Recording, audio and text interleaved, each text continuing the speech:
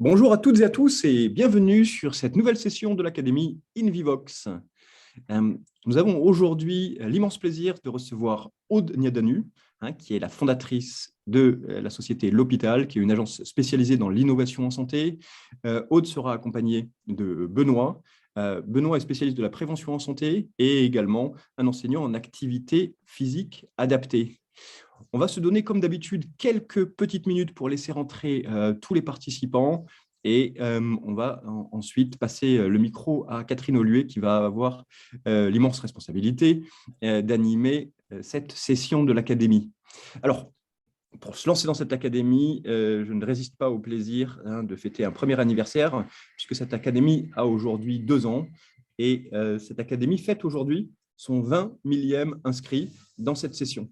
Donc c'est une très grande réussite pour nous, puisque comme vous le savez, depuis 2 ans, quasiment une fois par semaine, on invite des experts en santé, des intervenants à venir parler de manière très très pragmatique d'un sujet. On fait une pause cet été et on reprendra en septembre. On va vous envoyer à toutes et à tous le programme de septembre. Vous allez voir, c'est un programme extrêmement riche, extrêmement varié, avec des intervenants de très, très grande qualité. Alors, en attendant, je vous passe un mini-film pour célébrer cet anniversaire, pour célébrer nos 2 ans et notre 20 millième inscrit.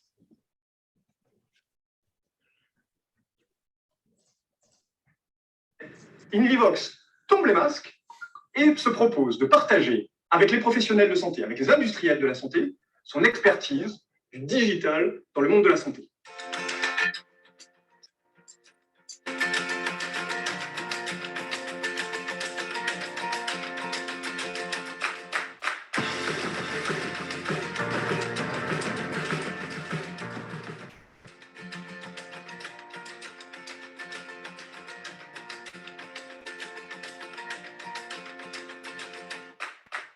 Merci Franck. The floor is yours, comme on dit en français.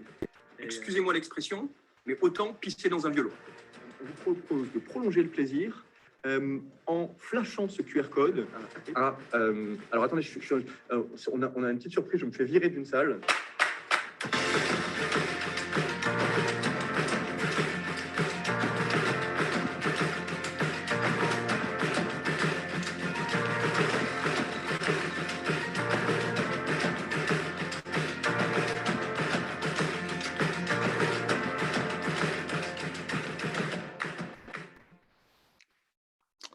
Écoutez, voilà, merci infiniment encore une fois, Aude et Benoît, de nous avoir rejoints pour cette session. Cette session a pour objectif de partager avec tous les participants les résultats du rapport que vous avez remis il y a quelques mois de cela à l'époque au ministre Olivier Véran, ministre des Solidarités et de la Santé.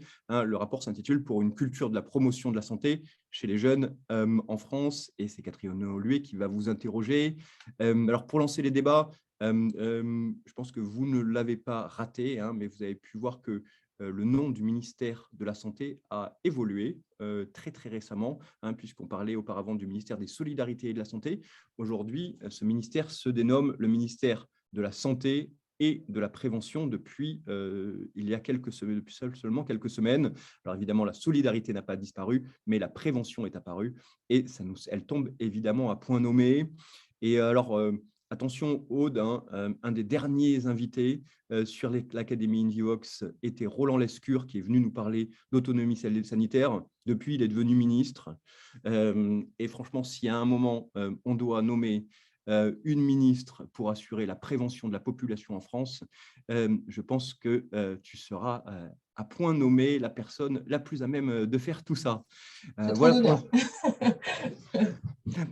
Ce sera bien mérité en tout cas. Catherine, je te passe le micro et je vous souhaite à toutes et à tous une excellente session avec Catherine, Aude et Benoît. Merci Julien, bonjour à tous. Merci beaucoup à Aude et Benoît de venir nous présenter la substantifique moelle de ce rapport. Donc, ce qui va se passer, c'est que pendant une demi-heure, nous allons détailler un petit peu avec vous les principales mesures, les principales recommandations, et puis aussi voir ce qui est en train de se mettre en œuvre. Et puis, dans le quart d'heure qui suivra, nous répondrons aux questions des participants de ce webinaire. Donc, n'hésitez pas d'ores et déjà à poser vos questions dans l'onglet questions et réponses qui est en bas de votre écran. Vous pouvez commencer à poser vos questions sans attendre la fin de la session. Et puis, dans la discussion, nous allons pouvoir indiquer le lien vers le rapport en question qui est en ligne sur le site du ministère de la Santé. Voilà, donc ceux qui voudront consulter l'intégralité du rapport auront juste à copier-coller ce lien ou à cliquer dessus directement. Avant de commencer, pour voir un petit peu l'appétence des participants pour ce sujet, on va lancer un premier sondage auquel donc chacun d'entre vous va pouvoir répondre. Voilà, le premier sondage. La santé des jeunes en France est-elle, selon vous, alors bonne en comparaison d'autres pays, ou un sujet d'inquiétude, ou non prioritaire par rapport à la santé des publics fragiles? Étant sous-entendu que les jeunes ne sont pas forcément identifiés comme étant un public fragile. Voilà, on va vous laisser quelques secondes supplémentaires pour y répondre.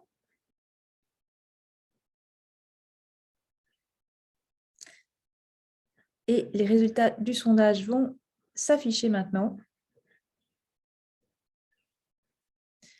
Voilà, donc pour 78% d'entre vous, la santé des jeunes en France est un sujet d'inquiétude. C'est d'ailleurs sans doute la raison pour laquelle vous êtes parmi nous aujourd'hui autour de ce sujet. Et 22% pensent que ce n'est finalement pas prioritaire par rapport à la santé des publics fragiles. Et là, je pense que Aude et Benoît auront l'occasion de réagir à ce sujet au cours de la présentation. Aude, est-ce que vous pouvez, pour commencer, nous expliquer un petit peu l'ambition générale de ce travail, la vision qui a été la vôtre et peut-être la méthodologie employée pour aboutir à ce travail après plusieurs mois de démarches diverses. Donc, je vous laisse nous expliquer ça, Aude. Oui, tout à fait. Je vais partager mon écran pour avoir ce petit support qui va nous permettre de mieux vous expliquer le rapport. Alors, tout d'abord, je voulais souligner que c'est une mission qui m'avait été proposée par le ministre, notamment par son conseil santé publique, auquel j'ai souhaité associer le docteur Pauline Martineau, qui est médecin santé publique. Donc, on a coporté la mission et on a aussi recruté une dizaine de personnes avec diverses expertises pour nous rejoindre sur cette mission, donc notamment Benoît, évidemment, puisqu'il a une forte expertise sur l'activité physique et la prévention assez largement, mais aussi d'autres personnes que vous voyez toutes citées en bas à gauche. Donc voilà, je voulais d'abord insister sur le fait que c'est un travail collectif qui nous a permis de travailler sur ce rapport. Ensuite, concernant l'état d'esprit qu'on a adopté pour le rapport, on a voulu vraiment adopter une méthode d'innovation collaborative. Moi, c'est des méthodes que j'utilise aussi au quotidien dans mon travail. Et le but, c'était de déjà remonter les besoins des jeunes jusqu'au ministère, puisqu'on a interviewé 67 jeunes. Donc, pour nous, les jeunes, on a choisi la tranche 12-25 ans. Et donc, on a interviewé des jeunes sur tout le territoire, en métropole, dans les dom-toms, en milieu rural, en milieu urbain, dans les banlieues. Enfin, on a vraiment essayé d'avoir un échantillon à peu près représentatif de la population des jeunes en France, pour leur demander, mais pour vous, qu'est-ce que c'est la santé? C'est quoi être en bonne santé? Quels sont les sujets qui vous intéressent le plus, sur lesquels vous vous sentez mal renseigné, etc. Et donc, on s'est basé là-dessus, ainsi que sur 197 entretiens avec des experts, donc non seulement des experts de terrain, comme infirmières scolaires, éducateurs, etc., et des experts institutionnels, comme la Direction de Santé publique France, ou voilà, des acteurs très identifiés. Et on a fait vraiment du sens à partir de toute cette matière-là. On a augmenté de brainstorming avec des jeunes, d'une boîte à idées en ligne, qui est toujours en ligne aujourd'hui sur le site missionsantéjeunes.fr, où tout le monde pouvait nous remonter soit des initiatives existantes, soit des idées. Et enfin, on a évidemment fait aussi nos recherches sur ce qui existait déjà aujourd'hui, notamment à l'échelle locale, on pourrait passer à l'échelle nationale, et à l'extérieur de la France, sur l'international, qu'on pourrait ramener en France. Et donc voilà, c'est vraiment la synthèse de tout cela qui nous a fait proposer ces mesures qui sont à différentes échelles. D'ailleurs, on a aussi tenu à ce qu'il y ait des mesures qui puissent être applicables au niveau national. Il y a des propositions de loi ou des choses qui sont très larges et d'autres qui peuvent être appliquées à toute échelle, donc même à l'échelle d'une école ou à l'échelle d'une ville. Il y a des choses qui sont applicables. Donc aujourd'hui, on tient beaucoup à ce que le rapport soit très largement diffusé pour ces raisons. Donc, comme je disais, on s'est basé beaucoup sur l'innovation collaborative et on a voulu mettre au cœur du rapport, non seulement dans la méthode, mais aussi dans les propositions, 3 valeurs phares qui sont l'écoute, la confiance et la collaboration. Donc, l'écoute, pour dire qu'en fait, de manière beaucoup plus généralisée, il faudrait qu'on soit beaucoup plus à l'écoute des publics qu'on souhaite toucher dans l'élaboration des politiques de santé publique. Et donc là, en l'occurrence, être à l'écoute des jeunes, non seulement pour créer des nouveaux dispositifs, mais aussi pour les faire évoluer au cours du temps, en étant plus personnalisé sur ce qu'on propose, hein, puisqu'aujourd'hui, on a un message qui va toucher toute la population, alors que les gens ont des sensibilités, des références différentes. Donc, ça serait intéressant de personnaliser les messages, et aussi pour les mettre à jour régulièrement, pour vous donner un retour de ce qu'on a pu nous dire dans les interviews. Manger, bouger ou 5 fruits et légumes par jour, ça fait 5 ans qu'on l'entend, alors que les tendances TikTok, elles changent toutes les semaines. Il y a un décalage énorme du point de vue des jeunes, ils ne comprennent pas pourquoi ça évolue pas plus vite. Donc ça, c'est la partie écoute. Ensuite, sur la confiance, l'idée, ce serait aussi de non seulement proposer aux jeunes finalement de prendre en main, vraiment d'être plus acteurs de leur santé en proposant des outils d'auto-évaluation, en mettant beaucoup d'informations à leur disposition, mais sous des formats qui leur paraisseraient moins infantilisants, qui seraient moins basés sur de l'injonction ou de l'interdiction. Donc ça, c'est vraiment une demande qui émane de leur part. Et puis aussi faire plus confiance, même dans la création des contenus qui vont informer les jeunes, pour que en fait, plein d'acteurs puissent s'emparer un peu de ce sujet-là, en ayant un peu plus de liberté dans la manière de s'exprimer pour justement toucher encore plus de jeunes. On va y revenir dans les propositions, bien sûr. Et enfin, la collaboration, ça paraît évident, et pourtant, on s'est rendu compte qu'il y avait beaucoup d'acteurs qu'on a rencontrés qui trouvaient qu'il n'y avait pas suffisamment de collaboration au sein justement de cet écosystème de la santé publique, des associations qui aimeraient bien pouvoir travailler plus avec les collectivités territoriales ou avec le gouvernement, et des acteurs qui ne se connaissaient pas forcément. Donc, quand on interviewe quelqu'un et qu'on me dit « Ah, mais vous connaissez telle initiative qu'on a interviewée la semaine dernière », en fait, non. Donc, il y avait des sujets aussi de mettre en relation tous ces acteurs. Voilà, et vous avez donc abouti à 10 grandes recommandations que vous allez... Tout à fait, qui se déclinent en 50 mesures.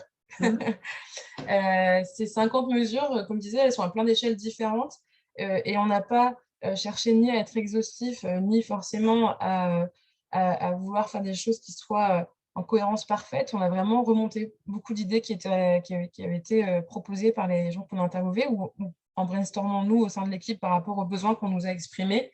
Et on les a rassemblés bien sûr par thématique. Donc vous allez voir les 10 grandes propositions. Et si vous voulez après le détail, en téléchargeant le rapport, vous aurez non seulement les mesures qui détaillent les différentes propositions, mais aussi beaucoup de références, puisqu'on a à la fois partagé des verbatims, donc des citations qui nous ont été dites, et aussi énormément de sources qu'on a voulu beaucoup détailler, justement pour que les acteurs puissent se mettre en relation aussi en lisant le rapport. Donc, on vous écoute avec grand plaisir tous les deux pour nous présenter assez rapidement les 10 grandes recommandations. Oui, alors Benoît va présenter les 5 premières et puis moi, je vais présenter les 5 suivantes. Merci Aude. Merci Catherine. Bon, assez rapidement, c'est avec un vrai challenge, aussi complexe que la rédaction et aussi passionnant que de ce rapport-là. Donc, on va commencer directement. Donc, je ne vais pas vous lister les 50 propositions, les 50 mesures, mais il y a un peu les grandes idées qu'on a ressorties de ces 10 propositions. Donc, ancrer la santé à l'école. Première proposition, l'école doit être un lieu de santé beaucoup plus qu'il ne l'est aujourd'hui. Pour différentes raisons. Hein. Aujourd'hui, je pense qu'on passe 8 heures de son temps aussi quand on sait que la sédentarité et une activité physique. On n'entend plus Benoît. Benoît. Ouais, je crois que mes oreillettes me font défaut. Je vais les enlever et je reprends tout de suite. Est-ce que vous m'entendez bien? Ouais, oui. C'est bon, nickel. Désolé. Il n'y a plus de batterie. Et donc, nous, on a sur les mesures qu'on souhaiterait faire, déjà quelque chose de très simple qui a été mis en place outre-Manche, c'est chez nos amis du Royaume-Uni, c'est le Daily Miles. Le Daily Miles, c'est marcher 1 mile par jour. Donc, nous, on a dit, plutôt que de faire 1 ou 2 kilomètres, déjà faire 30 minutes de marche tous les matins. C'est quelque chose qui est gratuit, c'est quelque chose qui est simple, c'est quelque chose qui est bon pour la santé. C'est prouvé depuis des décennies, voire des siècles. Ça peut être notamment au lycée aussi. On a interviewé beaucoup d'étudiants qui se trouvent fatigués. Commencer les cours à 8 heures, ce n'est pas simple. Quand on doit se prendre une demi-heure, 3/4 d'heure de bus, ça fait se lever très tôt. Pourquoi pas décaler d'1 heure les cours au lycée, mettre des standing desks, donc c'est des bureaux debout. Je peux tout simplement me mettre debout pour venir un peu rompre la sédentarité, qui est quelque chose qui est prouvé. On n'a pas forcément besoin de passer 7 heures par jour. On peut venir casser un petit peu cette sédentarité pour qu'elle soit bonne pour notre santé. On a parlé aussi d'adapter les programmes scolaires au rythme de l'enfant. Il y a beaucoup de pays européens mondiaux qui font ça. C'est la classe le matin, des activités physiques, des activités culturelles, pourquoi pas des activités de santé pratiques l'après-midi, pour qu'il y ait vraiment ce côté pratique qui soit beaucoup plus présent au sein de nos écoles. Et on souhaite aussi faire de ces écoles une des propositions qui est assez marquante sur les espaces siestes, mais aussi on veut créer des moments de convivialité et des moments de plaisir de l'école. Donc faire venir des marchés avec des producteurs locaux, faire comme l'a fait Decathlon, les Vital Sports, où tous les deuxièmes week-ends de septembre, ils font découvrir des dizaines d'activités physiques à tous leurs clients. Pourquoi pas faire la même chose, mais au sein des écoles. Aude, si tu peux passer sur la deuxième. Merci beaucoup. Ensuite, nous, on a deuxième proposition, donc les Health Space comme dispositif d'accès à la promotion à la santé pour le soutien des jeunes. Dans les interviews, on s'est rendu compte qu'il y avait beaucoup de jeunes qui avaient plein de questions sur leur santé, mais peu de réponses, ou du moins, ils ne savaient pas où les trouver. Et juste petite parenthèse aussi, les Health Space, on a pris cette mesure, on s'est un peu inspiré des Headspace en Australie qui ont été créés pour détecter précocement les troubles psychologiques, psychotiques des jeunes. Donc nous, c'est Headspace, on veut plusieurs choses pour ça. Déjà que ce soit un lieu pour trouver de l'information avec accès à des professionnels de santé. Ça peut très bien être un lieu physique, ça peut très bien être un chatbot, ça peut très bien être des appels, une ligne d'écoute, ça peut très bien être un site internet. Pour le coup, là, maintenant que tout le monde est ancré sur le digital, il faut pouvoir donner accès de façon assez large. Et un des soucis aussi, c'est que les jeunes, ils ne savent pas où aller chercher les informations. Donc, pourquoi pas créer des camions pour aller vers, c'est bien illustré dessus. Il faut qu'aujourd'hui, que la prévention / la santé aille vers les jeunes, dans les milieux ruraux, dans les quartiers. Bref, il faut aller vers, il faut se donner les moyens de l'amener là où sont les jeunes. Ça, c'est un vrai sujet. Et aussi, sur le côté un peu plus professionnel qui travaille auprès des jeunes, il faudrait les former à détecter des signaux qui pourraient être mauvais, des mauvais comportements de santé, alors que le jeune ne le sait même pas, comme passer 15-16 heures par jour sur un écran, c'est des retours qu'on a eus, et justement les orienter vers ces Healthspace, qui est notre deuxième proposition. Et du coup, on va passer sur la troisième. Encore une fois, je synthétise, on a vraiment 50 mesures, je ne vais pas vous les citer, mais bien sûr, vous allez voir à la fin, il y a un QR code pour avoir accès au rapport. Et je crois qu'également, Catherine l'a mis dans le chat. Ensuite, donc, le troisième point, organiser des événements grand public d'ampleur autour des thématiques de santé. La santé, on peut un peu quand on interroge les jeunes, et pas que, la santé, c'est un peu aller voir le médecin, faire mon certificat médical ou la maladie, ou éviter d'être malade. Du coup, ce n'est pas hyper positif. Et nous, on veut prendre plutôt le schéma à l'envers et se dire, pourquoi pas justement faire du fun autour de la santé pour faire de la prévention, parce qu'aujourd'hui, c'est ce qu'attendent les jeunes, il faut que ce soit fun. Les 5 fruits et légumes, comme l'a dit Aude, ou les 30 minutes d'activité physique par jour, ça fait des années qu'on l'entend, mais est-ce que c'est appliqué? Je ne suis pas sûr. Donc, comment on crée des événements fun? Nous, on a quelques propositions. Le sommeil, qui est un grand sujet chez les jeunes, ils dorment très peu, les écrans n'aident pas, les sédentarités non plus. Et pourquoi pas créer une journée nationale en pyjama à l'école? Alors, ce n'est pas histoire de faire une journée pyjama et s'envoyer des oreillers sur la figure, mais c'est plutôt de parler de prévention, du sommeil, de faire intervenir des experts sur cette thématique, et puis de le faire de façon un peu sympa, parce qu'une soirée pyjama, on a tous fait, et c'est sympa. Peut-être qu'on en fait encore, je ne sais pas.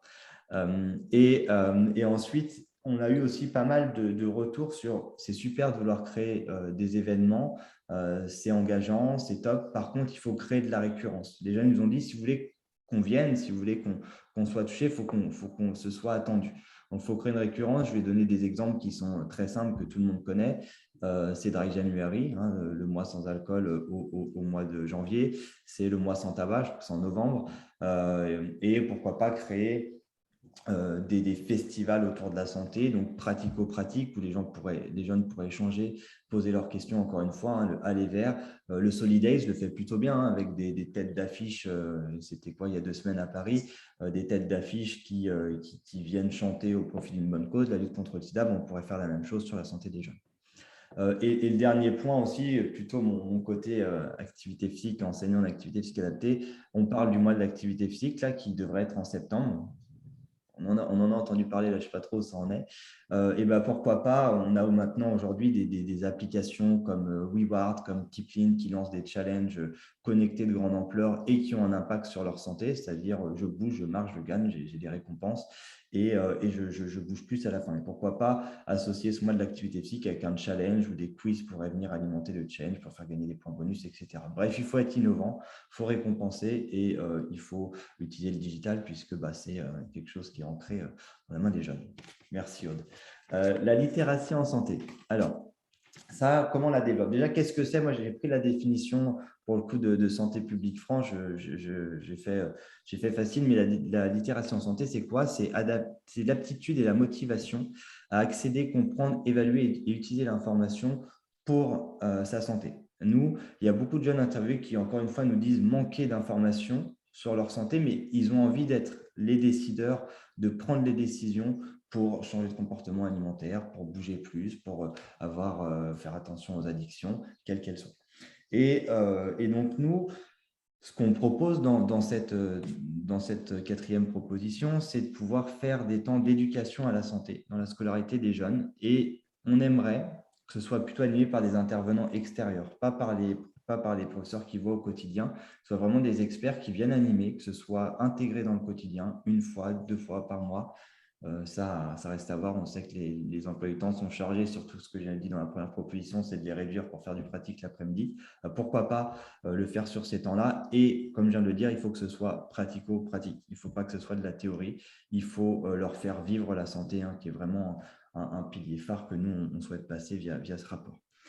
Et puis aussi, Aude l'a très bien dit, hein, sur la méthode qui a été utilisée et qu'elle utilise aussi au quotidien, c'est la co-construction et la conception avec les jeunes.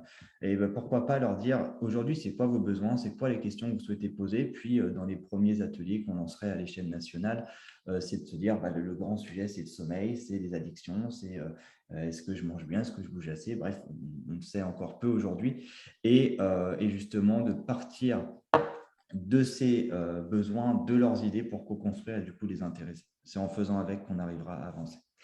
Et je vais passer sur la 5e et la dernière, Aude, pour ce que tu peux changer. Je me permets d'ajouter 2 petits détails sur cette proposition-là. On m'entend pas? Ah si, c'est bon. Ici.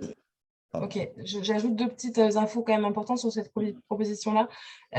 D'une part, on a parlé beaucoup de l'école, mais dans le rapport, on a fait beaucoup de place aussi pour les NEET. Donc, c'est les personnes qui ne sont ni à l'école, ni employées, qui sont en fait un peu en dehors du système.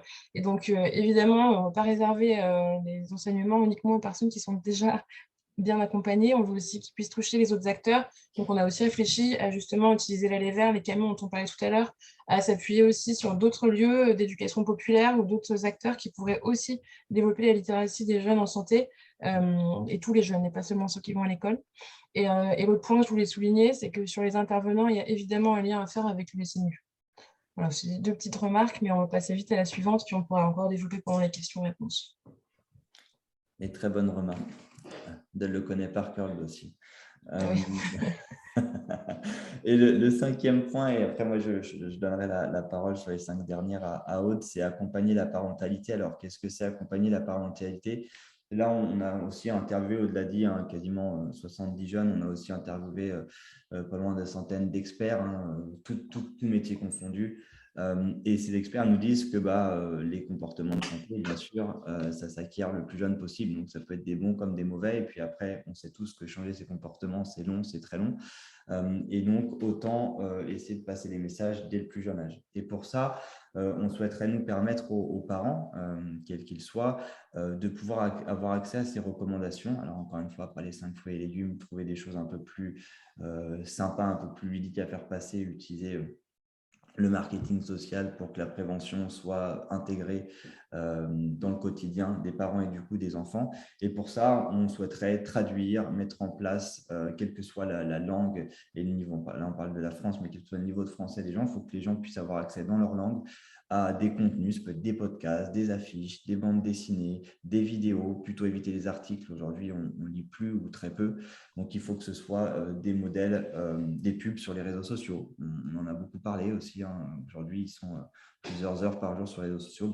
Utilisez vraiment ces réseaux pour former les parents et in fine les enfants. Et on a aussi pas mal parlé, après je m'arrêterai là sur cette 5e proposition, du carnet de santé. Alors moi, j'ai le carnet de santé, j'ai 34 ans, c'est le carnet bleu qui donne pas trop envie de l'ouvrir pour voir tous les vaccins que j'ai eus ou pas eus. Là, moi, j'ai une fille qui a 3 ans et demi, les carnets de santé sont quand même beaucoup mieux. Ils sont assez pédagogiques, ils sont colorés, ils sont sympas. Mais je pense qu'on peut encore aller plus loin.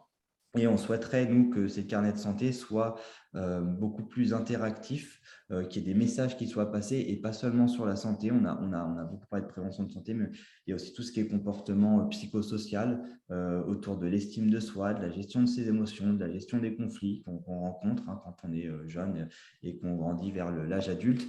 Et donc, le but, c'est vraiment de rendre interactif ce carnet de santé qui est utilisé par des experts, par des médecins, et qu'on voudrait qu'il soit utilisé par les parents et les enfants.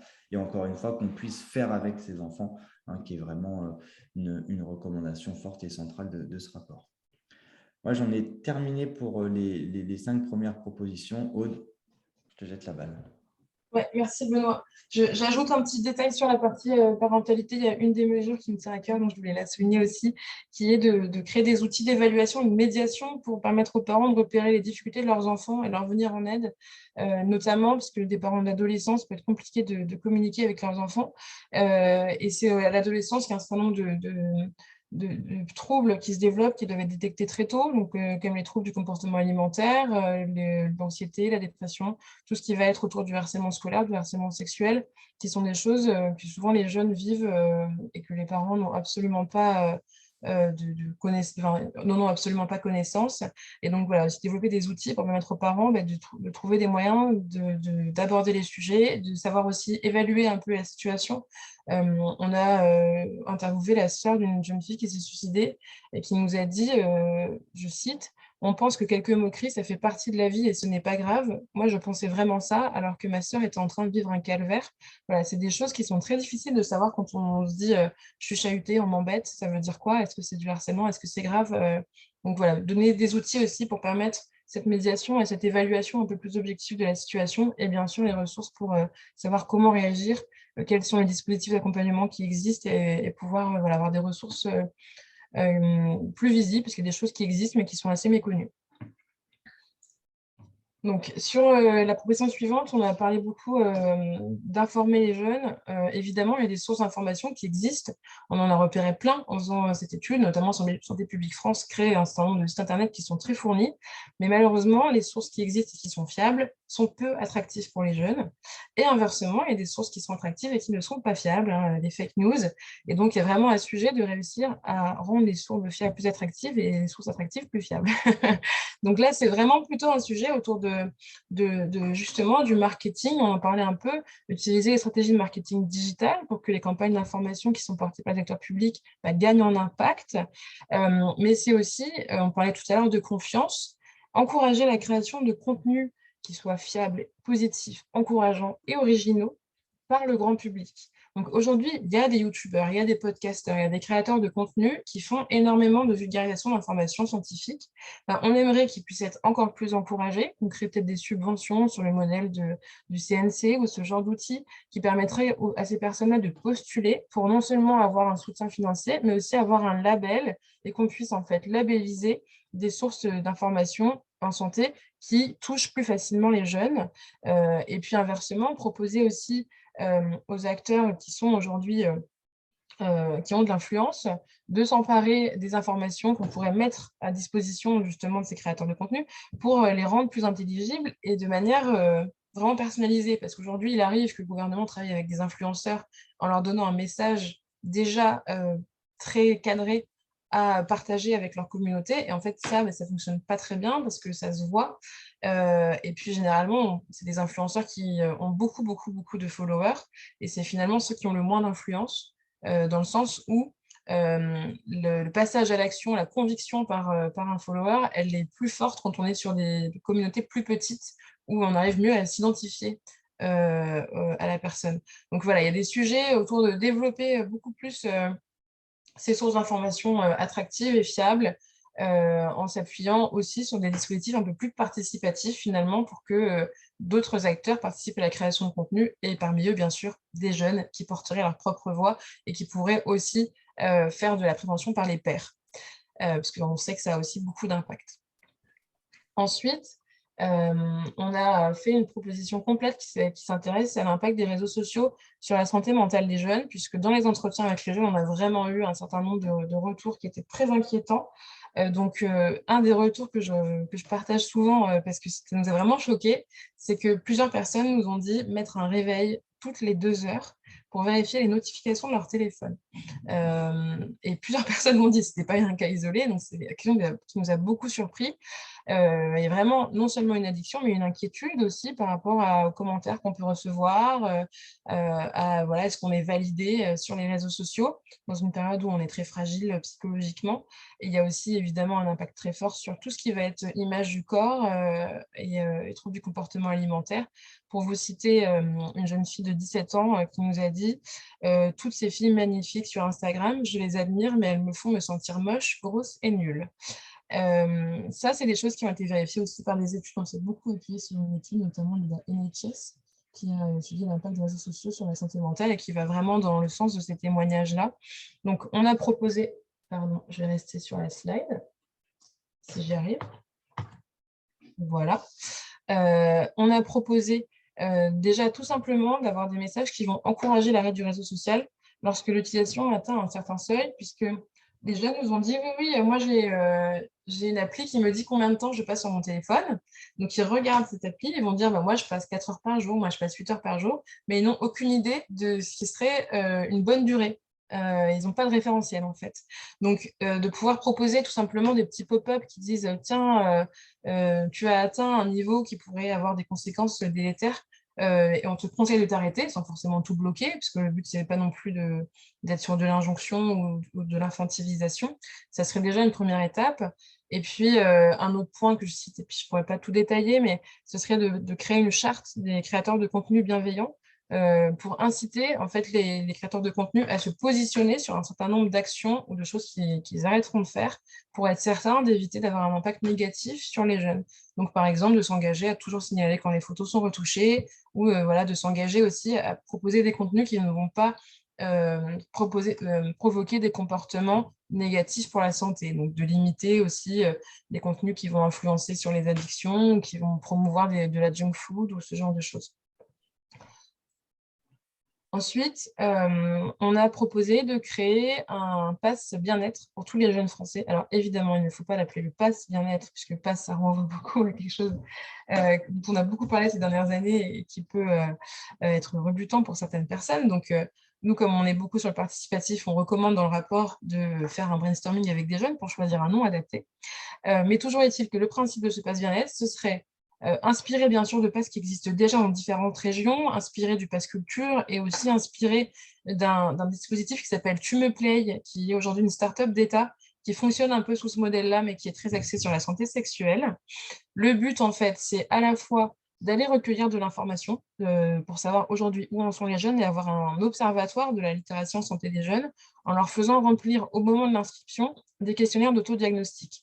Donc, ce qui leur permet, eux, de s'auto-évaluer et qui nous permet aussi, du côté de l'analyse, d'avoir accès à des données très détaillées sur l'état actuel de la littératie en santé des jeunes. Et ce qui les incitera à remplir ce formulaire, c'est que derrière, ils auront une box qui leur sera proposée avec un certain nombre d'objets qui seront des portes d'entrée vers des meilleures pratiques de santé. Donc, par exemple, un panier de fruits et légumes avec une liste de recettes, très facile, pour que pendant une semaine, je mange des recettes saines et que je me rende compte que ce n'est pas si compliqué en fait de cuisiner des fruits et légumes. Ou des équipements sportifs, une paire de baskets pour que je puisse plus facilement me mettre au sport. Voilà, ce genre de choses qui sont en fait à chaque fois des portes d'entrée. Et puis derrière, inciter les jeunes à revenir consulter régulièrement le site, puisqu'au-delà d'un formulaire, l'idée, c'est aussi de mettre à disposition de l'information. Donc, en fait, avoir à nouveau un site attractif avec de l'information. Et donc, pour aussi essayer de les attirer plus régulièrement sur le site, éventuellement utiliser des techniques de gamification, comme des applications où on peut gagner des points, et on pourrait imaginer que ça renforce derrière la subvention qui est associée à la box ou ce genre de choses. Ensemble, les deux autres propositions, elles s'axent beaucoup sur la notion justement de collaboration que j'évoquais tout à l'heure et d'innovation, parce qu'en fait, il y a plein de choses qui pourraient évidemment être développées pour améliorer la promotion de la santé chez les jeunes en France. Donc, la première proposition dans ce sens, c'est d'encourager l'innovation ouverte, donc de créer beaucoup plus en fait d'occasions pour la population de s'emparer de ces questions-là et d'être accompagnée pour vraiment créer des solutions innovantes. Donc, par exemple, on proposait de développer des appels à besoins où les jeunes pourraient exprimer leurs besoins en fonction de la santé des jeunes et qu'on se base sur ces besoins-là pour créer des appels à projets correspondants. Et puis aussi, pardon, qu'on rende très disponibles les datas existantes pour que les citoyens puissent voir en fait aujourd'hui où se situent les besoins, de la même manière que ça avait été fait avec Covid Tracker ou ce genre d'application pendant le Covid. Le fait que la data soit disponible et facile d'accès, ça peut aussi permettre à des gens comme Guillaume Rosier pendant le Covid de proposer des nouveaux outils aussi à partir de ces données. Donc là, on a appelé ça le Health Promotion Data Hub, puisque ce serait des données sur la promotion de la santé, donc des données anonymisées, hein, pas des données de santé, mais avec des données agrégées qui permettraient de vraiment rassembler ce qu'on sait déjà aujourd'hui sur ces problématiques-là et le rendre public. Et enfin, pour que les solutions qui soient proposées soient vraiment adaptées aux jeunes, rien de tel que de proposer aux jeunes eux-mêmes de les porter et de développer leur esprit entrepreneurial sur de l'entrepreneuriat à impact. Donc, ce n'est pas forcément des startups, hein, c'est aussi des associations, c'est aussi juste savoir mener un projet, mais pour que derrière, si demain, ils ont des idées qui peuvent avoir un impact positif, ils soient accompagnés pour le faire, qu'on montre qu'on leur fait confiance, qu'on leur donne de l'autonomie et qu'on les inclut entièrement dans la société, ce qui permettrait à la fois d'améliorer leur bien-être social, puisqu'on ne l'a pas rappelé au début de cette visio, mais souvent on se plaît à rappeler que la définition de la santé par l'OMS, c'est une situation de bien-être physique, mentale et sociale. Donc, il y a aussi la dimension sociale qu'on a voulu prendre en compte dans ce rapport et mettre en avant les compétences des jeunes aussi en dehors de l'école et sur les projets qui les portent, ça me paraît important, et valoriser leur engagement citoyen pour que demain, ils puissent aussi porter leur propre voix sur les sujets de santé, mais pas que. Merci beaucoup. Vous avez donc là un résumé du rapport qui est beaucoup plus long que cela, puisqu'en total, il fait 78 pages, donc vous avez vraiment tout le détail si vous voulez le consulter. On a remis un QR code là qui vous renvoie sur le site Mission Santé Jeunes, où vous retrouverez aussi la boîte à idées qui est restée dessus et qui est publique. Et vous aurez le lien aussi qui est déjà dans le chat, qui vous permet de télécharger le rapport sur le site du ministère. Merci Aude, merci Benoît et bravo pour cette présentation de 10 grandes recommandations en 10 slides avec des images, c'est très ludique. Très jolie présentation.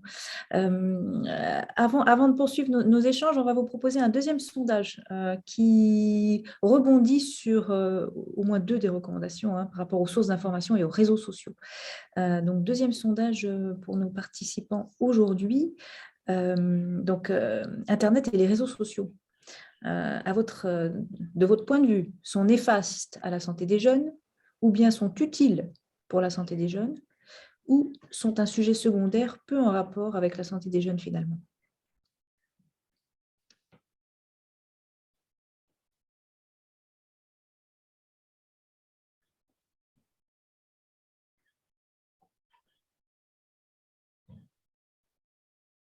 Voilà, on vous laisse encore quelques secondes, mais le résultat, a priori, est assez tranché. On va publier les résultats.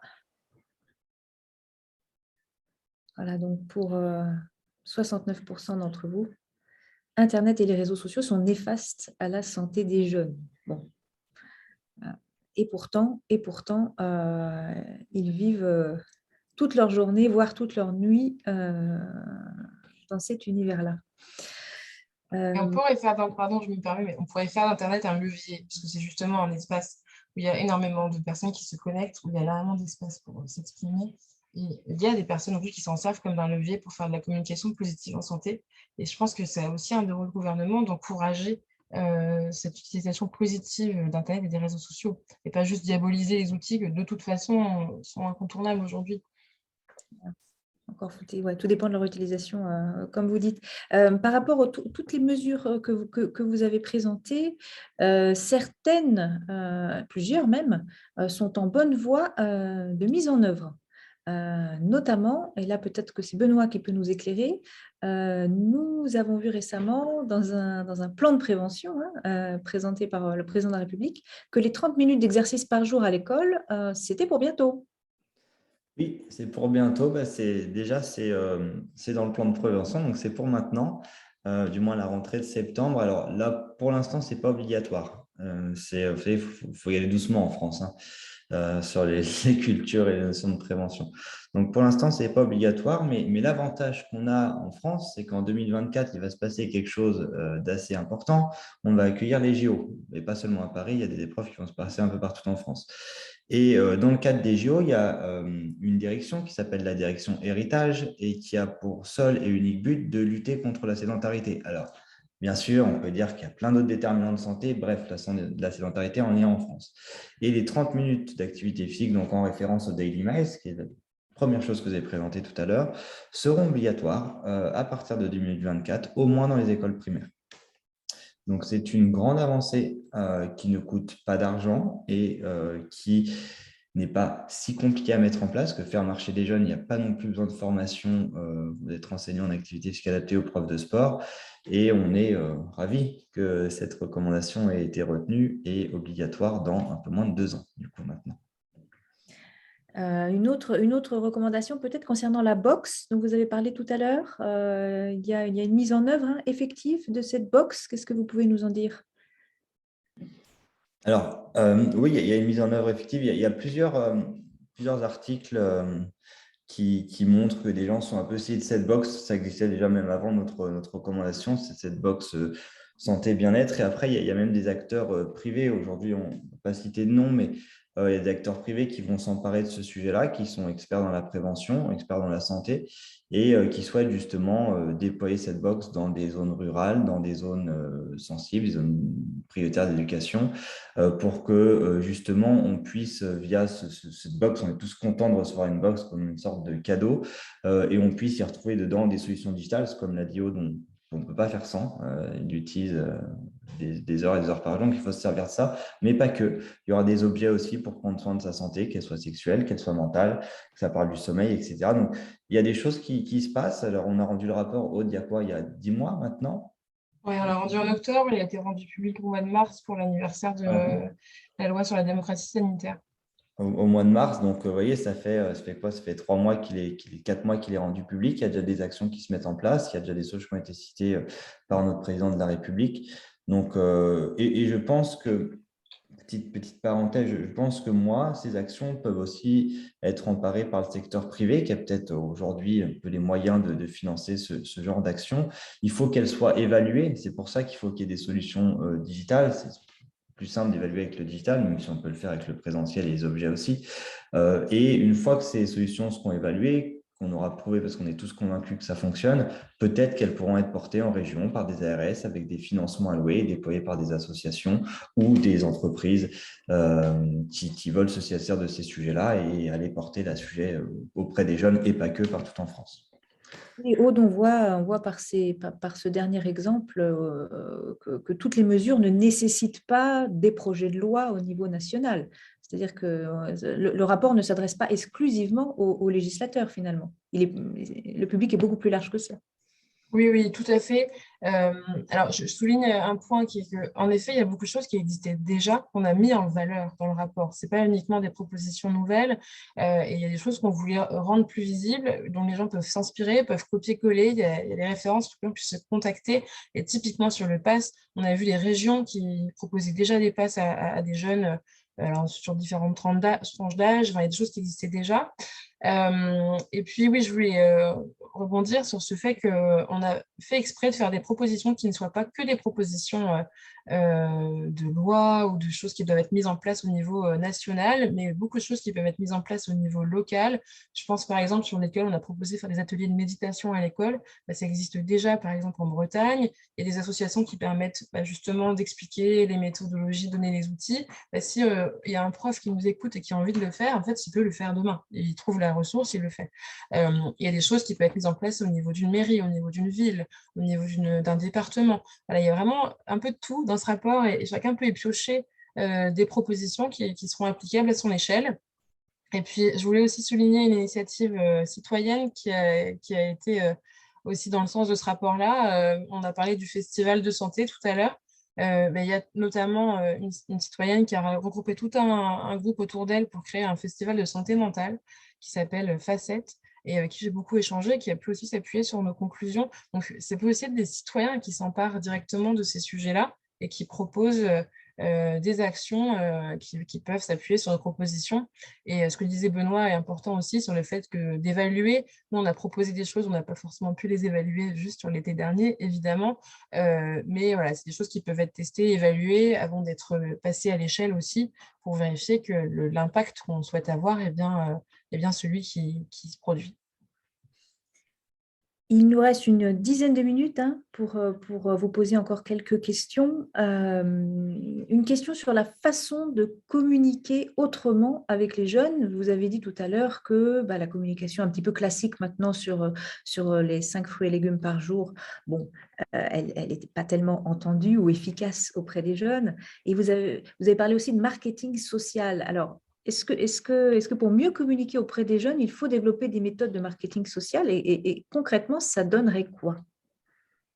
Alors, je pense que la toute première chose, pardon, je te laisserai pas. Vas-y, j'en prie. C'est d'être capable d'écouter, j'insiste, mais d'écouter les jeunes pour comprendre les messages qui vont leur parler et de tester les messages aussi sur des panels de jeunes. Parce que nous, quand on nous a dit 5 fruits et légumes par jour, ce qui est pourtant un slogan qui existe depuis longtemps, que tout le monde connaît, il y a plein de jeunes qui nous ont dit qu'ils ne savaient pas ce que ça voulait dire. Parce qu'ils me disaient, mais est-ce que si je mange 5 grains de raisin ou 5 pastèques, c'est pareil? Et je ne plaisante pas en disant ça, c'est caricatural, mais il y en a qui nous ont dit, mais quand je prends un kebab, salade, tomate, oignon, est-ce que ça compte pour 3 légumes? En fait, déjà, de base, ce message n'était pas forcément clair. Les 5 portions qui tiennent dans une main, ce n'est pas quelque chose que tout le monde a retenu. Donc, il y a déjà un sujet, tout simplement, de quand il y a un premier message, d'aller le faire tester par des jeunes. Et ça, nous, on a beaucoup discuté aussi avec le Pass Culture. Le Pass Culture, et dès le début, ils ont beaucoup testé leurs idées. Ils avaient des groupes d'ambassadeurs, ils avaient des petits sondages, et ils ont fait beaucoup comme ça de test and learn pour s'assurer que finalement, ce qui est produit correspond effectivement, encore une fois, à l'impact qu'on veut produire. Pour moi, ce n'est pas seulement des études médico-économiques ou des études d'impact très poussées, ça peut aussi être juste, est-ce que ça vous parle, ce message? Voilà. Et après, derrière, sur les techniques de marketing digital, oui, je pense qu'en effet, il y a quand même une grosse partie des jeunes qui sont dans le digital. Alors, à chaque fois, il faut penser à décliner ces solutions pour ceux qui n'ont pas accès au digital ou qui ne parlent pas bien français ou qui ne sont pas touchés directement par ces propositions-là. Donc, on a toujours essayé de les décliner aussi pour ces publics.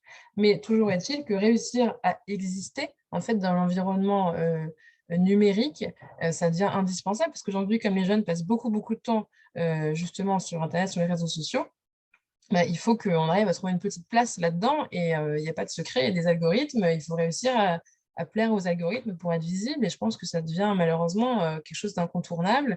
Et donc, il y a vraiment ce sujet de trouver les bons mots-clés, d'arriver à se rendre visible, de s'appuyer sur les bons acteurs, sur les influenceurs, sur des acteurs qui réussissent à avoir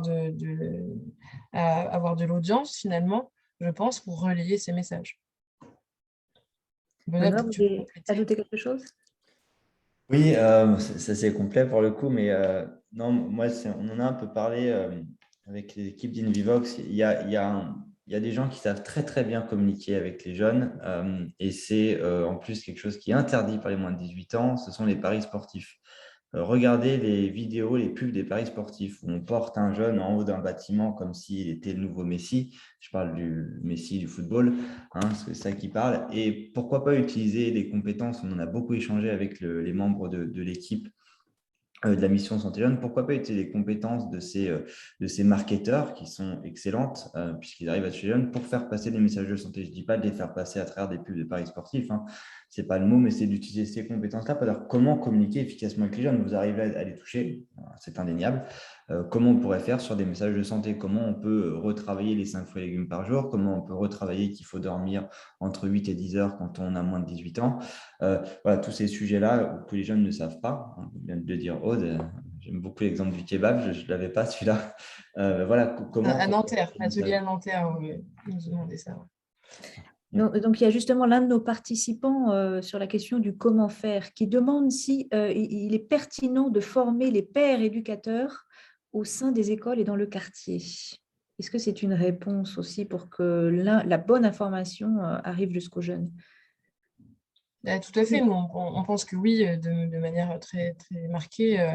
C'est les jeunes, les professionnels qui sont en contact direct avec les jeunes, on l'a dit tout à l'heure dans la proposition 2, c'est de leur proposer aussi des formations pour qu'ils sachent justement encore mieux passer ces messages-là, que même si leur métier de base n'est pas la santé, ils puissent avoir des bases pour pouvoir insister sur un certain nombre de messages et trouver les formulations qui vont parler le plus aux jeunes. Et typiquement, oui, les éducateurs, les monos des colonies de vacances, tous ces acteurs-là qui passent beaucoup de temps avec les jeunes sont des super bons relais pour les messages de santé publique, et ce serait intéressant de s'appuyer aussi sur eux et pas uniquement sur les professionnels de santé ou sur les profs, parce qu'il y a des messages très simples qui devraient surtout être répétés pour qu'ils puissent être intégrés. Il faut que ce soit des relais. Moi, j'ai beaucoup travaillé à l'époque sur les maisons sport santé qui ont été lancées sous le premier quinquennat de Macron par la ministre des Sports. Et du coup, ces maisons sport santé, ce n'est pas un lieu où on fait du sport, encore moins, il faut enlever ce mot sport qui n'est pas le bon. C'est un lieu de relais pour justement passer des messages et dire, OK, vous voulez reprendre une activité physique régulière, vous devriez aller voir cette association. On va faire la même chose sur toutes les thématiques de santé. Et c'est vraiment dans ce sens-là que les health space ont vocation. Il faut former, bien sûr, des pairs. On a parlé du mentoring, mais il faut aussi que ces pairs soient en mesure de dire où est-ce que les jeunes, pour le coup, puissent trouver les bonnes informations pour répondre à leurs questions. Nous avons un autre participant qui vient du Tchad et qui souhaiterait organiser un festival de santé. Vous avez parlé de l'organisation d'événements dédiés à la jeunesse. Il aimerait organiser un festival de santé à N'Djamena et il aimerait savoir si des partenaires peuvent l'aider. Voilà, donc vous trouverez ses coordonnées dans le chat. Je ne sais pas si Aude ou Benoît, vous avez déjà eu des appels de l'international peut-être par rapport à ce travail et à des actions qui pourraient être menées au niveau international. Ce n'est peut-être pas l'objet de départ de votre travail, mais après tout, si la francophonie est intéressée par votre démarche. Alors moi, je n'ai pas eu d'appel, Aude, mais en effet, c'est vrai que cette mission a vocation d'aller au-delà des frontières, hein, avec grand plaisir, mais je n'ai pas eu encore d'appel de l'international. Peut-être que Aude, tu m'en mieux. Moi, j'ai relié à l'Association internationale des mères francophones avec qui j'ai eu l'occasion de travailler avant, qui m'avait donné un prix de la femme francophone. Et j'ai pu parler un peu des sujets de santé sexuelle, notamment lors d'un congrès récemment à Kigali, au Rwanda. Et je trouve ça génial si quelques idées qu'on propose là peuvent avoir un impact aussi ailleurs. Nous-mêmes, on s'est inspiré de beaucoup d'initiatives à l'étranger pour rédiger ce rapport, on en a cité plein. Et d'ailleurs, je pense qu'il y a des sujets qui viennent d'autres pays qu'on a moins étudiés, qui pourraient aussi énormément avoir de l'impact en France. On a parlé un peu de santé communautaire, par exemple, ça pourrait beaucoup nous aider, je pense. Donc, pour répondre à ce participant, moi, je ne vois pas le chat, donc je ne sais pas comment vous appelez, je suis désolée. On peut tout à fait se mettre en relation et voir si on peut vous aider et au moins vous donner toutes les ressources qu'on a pu trouver qui peuvent vous aider à organiser ce festival en vous inspirant de choses qui existent et que nous, on a pu étudier en préparant ce rapport déjà. Et puis après, si on peut vous aider autrement, on le fera. Au-delà du rapport, j'ai aussi monté une communauté en ligne avec l'hôpital, donc ma boîte, où on est plus de 300, on s'entraide. C'est un bon endroit aussi, je pense, pour chercher de l'aide. Bon, bref, écrivez-moi. Et puis c'est aussi intéressant d'avoir le retour de l'international sur les besoins et ce qui fonctionne, parce qu'au Tchad, c'est peut-être pas la même chose que ce qui va fonctionner en France. Et comme vous le verrez dans le rapport, il y a quand même beaucoup de nos propositions qui émanent de solutions en dehors des frontières. On a parlé de l'Angleterre, on a parlé de l'Australie, mais il y a plein de pays qui mettent en place des bonnes solutions pour accompagner les jeunes vers des comportements vertueux de santé. Donc, j'ai copié-collé la question dans le fil de discussion. Donc là, vous devriez justement voir et pouvoir récupérer, si vous le souhaitez, l'adresse mail de la personne en question. C'est bon, merci. Et puis, nous avons un autre participant qui signale qu'il existe… Alors, le questionnaire que vous recherchez existe déjà. Je pense qu'il évoque une application pour mesurer peut-être les sujets de santé, les inquiétudes de santé chez les jeunes. En tout cas, il nous décrit l'application Medvir, MEDVIR, qui développe une vision transversale de la prévention. Peut-être que vous la connaissez. La prévention chez les jeunes concerne les addictions, mais également la prédisposition au diabète, voire au cancer du sein, la dépression, le stress. Voilà, donc c'est… Et on est en 5 langues. Oui, alors c'est sûr qu'il existe un certain nombre d'outils. Après, ça serait intéressant qu'il y en ait qui puissent être poussés aussi directement par les pouvoirs publics, je pense. Et puis qui puissent agréger des problématiques. Un des problèmes, c'est qu'il y a tellement d'outils que les gens s'y perdent et qu'il y a un sujet aussi d'agréger les outils et de les rendre faciles d'accès. Voilà, donc est-ce que c'est la responsabilité des pouvoirs publics de choisir un outil parmi ceux existants, d'en créer un nouveau On n'a pas été jusque-là dans nos recommandations et je me risque à pas le faire d'ailleurs. C'est une problématique. Mais oui, c'est clairement un sujet. Ouais. Très bien, écoutez, merci beaucoup. Merci beaucoup d'avoir été parmi nous pendant 1 heure aujourd'hui pour nous présenter les recommandations importantes de ce rapport. Donc, il y a une nouvelle équipe de nouveau au ministère de la Santé. J'imagine que vous allez essayer de présenter de nouveau vos recommandations à la nouvelle équipe peut-être ou si on en a l'opportunité, oui. Voilà. Écoutez, merci. Je ne sais pas si Julien veut reprendre la parole pour clôturer cette session qui est la dernière session de l'Académie avant la trêve estivale. Et on a un beau programme à la rentrée. Donc, Julien, je te repasse la parole.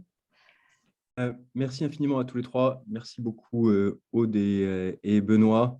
Moi, je retiens que ce qui est fondamental dans ce rapport, c'est qu'il n'y a pas besoin d'être le ministère de la Santé ou le ministère de la Jeunesse et des Sports ou le patron des Jeux Olympiques de Paris pour mettre en place bon nombre de mesures. Il suffit de le lire, de s'en emparer et de les mettre en place localement. Je crois qu'on l'a vu pendant la crise de la Covid. Ce sont bien souvent les actions locales qui déclenchent petit à petit, par effet de capillarité, dans d'autres écoles, dans d'autres endroits, la multiplication et puis la diffusion des bonnes pratiques. Donc, merci infiniment à tous les deux. Moi, j'aurai le plaisir de vous retrouver pour l'Académie en septembre prochain. On a tout un programme, on a une dizaine de rendez-vous qui sont d'ores et déjà prévus. Au milieu de tout ça, on aura un grand événement qu'on organise sur la manière d'un événement TED. Donc, ça sera en présentiel, mais aussi en distanciel. Un événement qui parlera du futur de la formation. Et on va vraiment se projeter dans le futur. Et on va inviter des gens qui vont nous projeter dans le futur. Donc, on reviendra avec plein d'informations là-dessus et avec toutes les dates de l'Académie. Et je tenais particulièrement à remercier Sandrine et Céline qui font que cette académie existe, qu'elle se déroule bien, qu'on a des invités qui font connaître cette académie. Donc voilà, le mot pour la fin. Je vous souhaite à toutes et à tous un excellent été. J'espère qu'on ne va pas trop vous manquer cet été. Je plaisante. Et en tout cas, on se retrouve en septembre prochain. À bientôt. À bientôt. Au revoir, à bientôt.